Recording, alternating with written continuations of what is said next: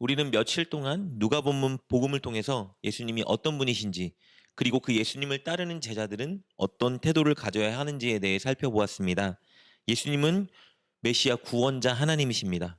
그리고 그 예수님을 따르는 제자들은 세상의 염려와 재물에 대한 걱정을 버리고 예수님께서 좋은 것으로 그들을 채워주시고 책임져 주실 것을 믿고 그저 예수님의 뜻을 따르는 자세를 가져야 합니다. 오늘 본문은 예수님께서 직접 당신이 어떤 분이신지, 그리고 제자들이 어떤 태도를 가져야 되는지에 대해 더 자세히, 더 명확히 가르쳐주는 내용을 다루고 있습니다. 예수님은 지금 온 이스라엘이 예수님의 정체성에 대해 궁금해하고 있는 것을 알고 계셨습니다. 하나님만이 할 수 있는 수많은 일들을 예수님께서 행하시고 계셨고, 예수님이 전하시는 말씀은 그 누구에게도 들어보지 못한 권위 있고 은혜로운 말씀이었습니다. 이에 온 이스라엘 사람들은 예수님에 대해 이야기하기 시작했고, 도대체 이분이 누구인지 궁금해하기 시작했습니다. 어떤 이들은 예수님을 죽은 세례 요한의 환생이라 말하기도 했고, 어떤 이들은 구약의 위대했던 선지자들이 다시 환생하여 온 분이라 주장하기도 했습니다. 예수님은 당시 수많은 사람들이 예수님에 대한 각자의 생각과 판단대로 예수님을 평가하고 추측하고 있다는 것을 알고 계셨습니다. 우리 18절, 19절 말씀 볼까요? 예수께서 따로 기도하실 때에 제자들이 주와 함께 있더니 물어 이르시되 무리가 나를 누구라 하느냐? 대답하여 이르되 세례 요한이라 하고 더러는 엘리야라, 더러는 옛 선지자 중에 한 사람이 살아났다 하나이다. 그러나 그들의 평가와 추측은 올바른 평가와 추측이 아니었습니다. 예수님은 사람들의 추측처럼 선지자적인 성격의 사역을 하고는 계셨지만 선지자와는 비교되지 않는 큰 분이셨습니다. 이 땅에 오신 하나님이셨습니다. 예수님은 당신의 이 정체성을 제자들이 바로 알기를 원하셨습니다. 그래서 제자들에게 예수님의 정체를 바로 알려주기 위해 질문을 던지십니다. 20절 말씀입니다. 예수께서 이르시되 너희는 나를 누구라 하느냐?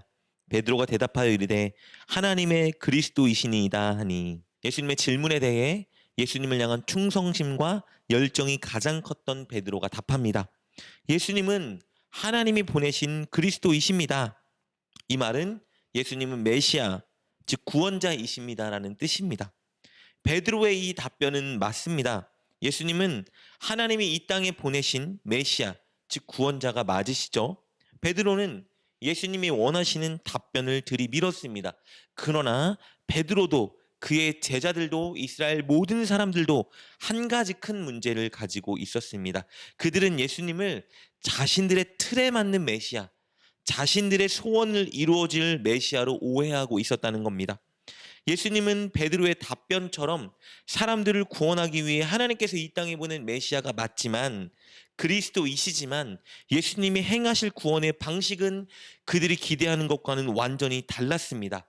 그들은 이 땅에 온 메시아가 당신의 목숨을 그들의 죄를 위한 대속물로 줄 것을 전혀 예상하지 못했습니다. 그들은 메시아가 이 땅의 왕처럼 당신의 왕국을 완성하시고 군림하시고 통치하시는 강한 분이라고만 생각했습니다. 자신들의 소원을 이루어주시고 자신들에게 권세를 줄 분으로 기대하고 있었던 거예요.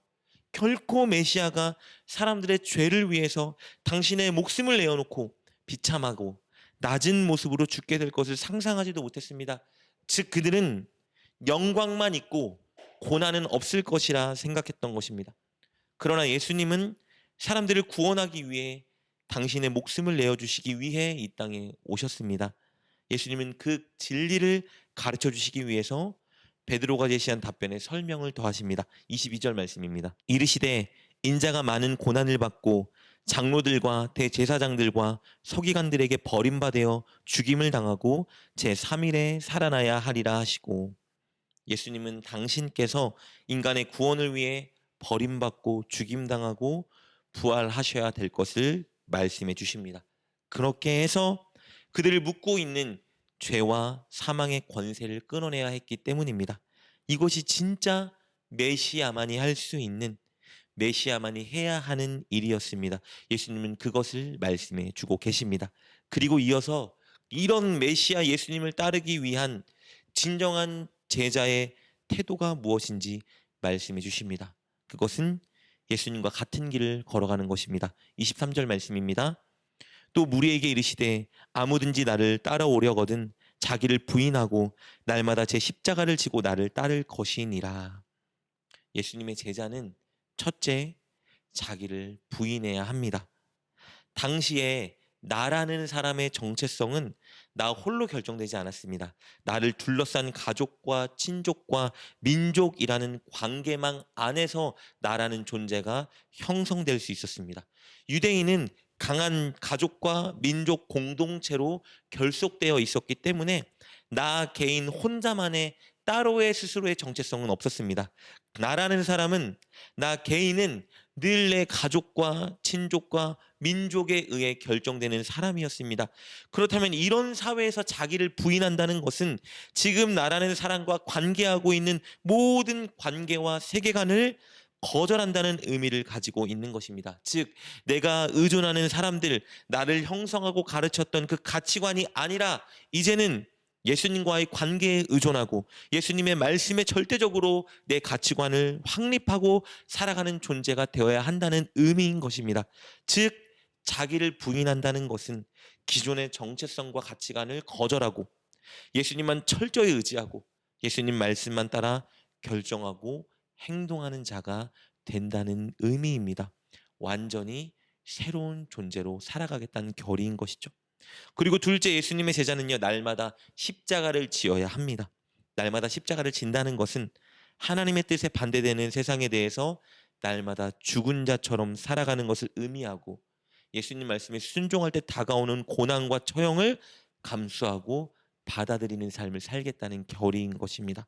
이렇게 살아가는 것은 손해보고 피해보는 삶을 살아가야 하는 것 같지만, 그러나 이렇게 살아가는 것이 결국은 진짜 영생을 얻고 생명을 소유한 삶을 살아가는 것입니다. 24절 말씀 이렇게 기록되어 있습니다. 누구든지 제 목숨을 구원하고자 하면 잃을 것이요 누구든지 나를 위하여 제 목숨을 잃으면 구원하리라. 자기를 부인하고 십자가를 지는 것, 즉 예수님을 위하여 제 목숨을 잃는 것은 구원받는 삶이라 말씀해주고 계십니다. 이렇게 오늘 본문은 예수님이 어떤 분이신지 가르쳐 주시고 또 그 예수님을 따르는 자가 어떤 자세와 태도로 살아야 하는지 가르쳐주고 있습니다. 즉 제자도를 가르쳐주고 있습니다. 사랑하는 여러분, 우리는 예수님께 선택받은 예수님의 제자들입니다. 예수님은 우리에게 영생을 주시고 당신의 제자로 삼아주시기 위해서 짓밟힌 장미처럼 버림받고 외면받고 죽임당하셨습니다. 그리고 그 죽음에서 부활하셨습니다. 우리를 구원하기 위해서 십자가 고난을 통해 부활이라는 영광을 얻으셨습니다. 그렇다면 예수님을 통해 구원받고 선택받은 우리는 예수님의 길을 따라가야 합니다. 예수님의 제자답게 살아가야 합니다. 세상 가치관을 추구하고 따라가는 옛 사람처럼 살기를 거절해야 합니다. 오직 예수님과의 관계를 의지하고 예수님 말씀을 따라 살아가고 그로 인해 받을 고난과 손해를 기꺼이 감수해야 합니다. 제자도의 길을 걸어야 합니다. 그것이 구원받아 예수님의 제자가 된 우리가 마땅히 살아가야 하는 길입니다. 꼭 그렇게 제자의 길을 걸어가는 저와 여러분 되시기를 주님의 이름으로 축복합니다. 기도하겠습니다. 하나님, 우리에게 메시아를 보내주시어 우리를 구원해 주시니 감사합니다. 우리를 위한 예수님의 십자가의 고통과 사랑 그리고 부활을 통해 승리하신 것을 늘 기억하며 감사하게 하옵소서. 그리하여 늘 예수님 제자의 길을 걸어가는 우리가 되게 하여 주옵소서. 세상의 가치관과 사람들의 삶의 방식을 따르지 않고 늘 예수님과의 관계를 의지하며 예수님 말씀에 순종하는 우리가 되게 하옵소서. 이전의 우리는 사라지고 예수님 안에 새로운 우리로 살게 하여 주옵소서. 예수님의 이름으로 기도드립니다. 아멘. 오늘 말씀을 통해 깨닫고 결단한 것은 무엇입니까? 그것을 붙들고 하나님께 기도합시다. 그리고 그렇게 실천하며 하루를 살아가는 여러분 되시길 주님의 이름으로 축복합니다.